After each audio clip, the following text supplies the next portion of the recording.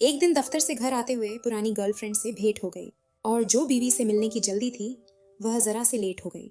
जाते ही बीवी ने आंखें दिखाई, आदतानुसार हम पर चिल्लाई, तुम क्या समझते हो?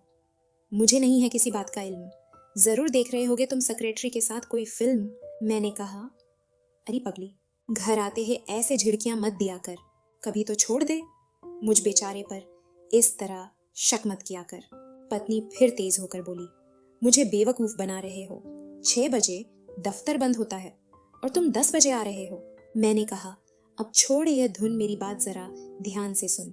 एक आदमी का 1000 का नोट खो गया था और वह उसे ढूंढने के जिद पर अड्डा था। पत्नी बोली, तो तुम उसकी मदद कर रहे थे? मैंने कहा, नहीं रे पगली, मैं ही तो उस पर खड़ा था। सुनते ही पत्नी हो गई लोटपोट और बोली, कहाँ है वह 1000 का नोट? मैंने कहा, बाकी तो खर्च हो गया, ये लो 100 रुपए।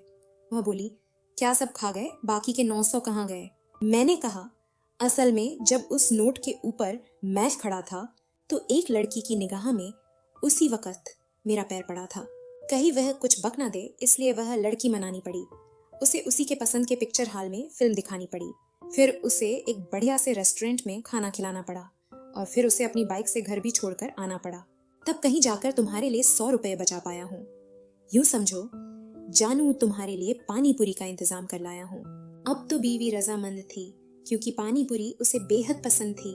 तुरंत मुस्कुराकर बोली, मैं भी कितनी पागल हूँ, इतनी देर से ऐसे ही बक बक किए जा रही थी। सच में आप मेरा कितना ख्याल रखते हैं और मैं हूँ कि आप पर शक किए जा रही थी।